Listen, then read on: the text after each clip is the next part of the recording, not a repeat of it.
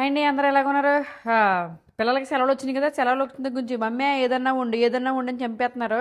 శుభ్రంగా వీళ్ళకి పునుగులు అంటే బాగా ఇష్టం అండి. బట్ పునుగుల కోసం పిండి లేదు. సర్లే పునుగుల కోసం ఏం చేస్తే బెటరా అనుకుంటే ఎక్కడ చూసాను అనమాట. మనకి ఇది గోధుమ పిండి అండి. ఇది నేను మల్టీగ్రెయిన్ గోధుమ పిండి అనమాట. గోధుమ పిండితో ఎలా వేద్దాం చూపెడదాం అనుకుంటున్నాను.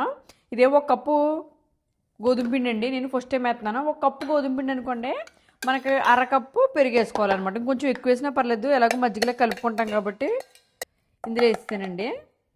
ఇంకా అంతే. ఇందులో కొంచెం సాల్ట్ వేసేసుకుని బేకింగ్ పౌడర్ అనుకుంటా, బేకింగ్ పౌడర్ కొంచెం వేస్తున్నానులే. బేకింగ్ పౌడర్ వేసి అంతే కలిపేసుకుని ఇందులో మనకు కావాలంటే కొంచెం ఉల్లిపాయలు పచ్చిమిరపకాయలు వేసుకోవచ్చు. బట్ నేనైతే ఇంక వేయట్లేదండి.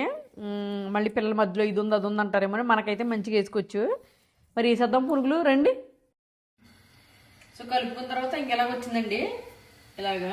ఓకే, దీన్ని వేసి చూద్దాం. ఇప్పుడు నేను ఫస్ట్ టైం వేస్తున్నాను.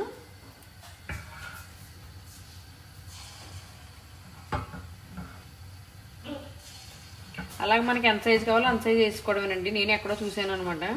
సో ఎలా వస్తాయో చూద్దాం. ఈ పునుగులకి ఎప్పుడు తోకలు వస్తూ ఉంటాయి ఏంటో మరి. నీకు ఉన్నాయిగా తోకలు, అందుకని దానికి వస్తాయి. నువ్వేనా తోకవే. చూసారు కదండి, మంచిగా ఎగిపోతున్నాయి. ఇలాగా ఇంకొంత అంత రంగు వచ్చిందంటే ఇంక తీసేయచ్చు. మా పిల్లలు వెనకాల నుంచి గోలెట్టేస్తున్నారు. ఇంకా సర్దేద్దామండి. తీసుకొచ్చి పెట్టానండి పునుగులో కొంచెం కారపొడి వేసిడికి నెయ్యి వేసి ఉల్లిపాయ ముక్కలు వేసానండి. ఎలా ఉందిరా? నిజంగా చాలా బాగున్నాయండి.